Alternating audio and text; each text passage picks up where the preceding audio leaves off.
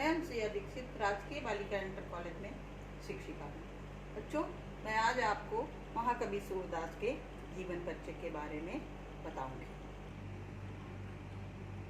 महाकवि सूरदास का जन्म कहाँ हुआ था, कब हुआ था और उनका साहित्य में क्या विशेष स्थान है। बच्चों, महाकवि सूरदास जो हैं बहुत ही महत्वपूर्ण कवि हैं, जो आपकी परीक्षा में हर वर्ष आपको उनका जीवन परिचय, उनका साहित्य के बारे में कोई ना कोई प्रश्न अवश्य मिल जाता है। तो सबसे पहले मैं आपको ये बता दूं कि उनका जन्म कब हुआ था। उनका जन्म सन 1478 ईस्वी में हुआ था। इसमें विद्वानों के अलग अलग मत हैं। कुछ विद्वान इनको दिल्ली के पास सीही गांव में मानते हैं और कुछ विद्वान इनका जन्म आगरा से जाने वाली मथुरा में रुनकता के पास सीही गांव में मानते हैं। और इनके पिता का नाम पंडित रामदास जी था। ये सारस्वत परिवार के थे और इनका जन्म ब्राह्मण कुल में हुआ था।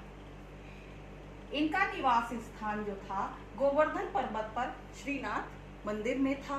वहां पर ये भगवान कृष्ण के पदों को गाया करते थे और उनकी ही भक्ति किया करते थे। भगवान कृष्ण की भक्ति को देखते हुए आचार्य बल्लभाचार्य ने इनको अपना शिष्य बना लिया। आचार्य बल्लभाचार्य ने जब इनको अपना शिष्य बना लिया तो उन्होंने कृष्ण की बाल लीलाओं का वर्णन करने के लिए इनसे कहा, उनके पदों को गाने के लिए इनसे कहा। तो इन्होंने भगवान, इनका जो साहित्य में इन्होंने भगवान कृष्ण की बाल लीलाओं का वर्णन किया। इनके मुख्य ग्रंथ जो है सूरसागर, सूरसारावली, साहित्य लहरी इनके मुख्य ग्रंथ हैं और अष्टछाप कवियों में ये श्रेष्ठ कवि के रूप में जाने जाते हैं। इनकी जो भाषा थी, इन्होंने जो अपने पदों की रचना की, वो सारी रचना जो है इन्होंने ब्रज भाषा में की। इनकी रचनाओं में भाव पक्ष, कला पक्ष दोनों का समावेश था और माधुर्य गुण की विशेष प्रधानता थी। मुक्तक शैली का इन्होंने अपनी रचनाओं में प्रयोग किया। इस तरह से महाकवि सूरदास ने साहित्य में बहुत कुछ दिया।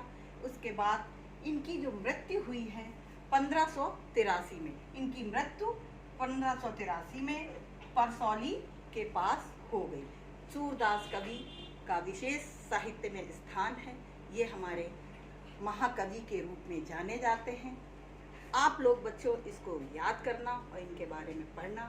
जय हिंद, जय भारत।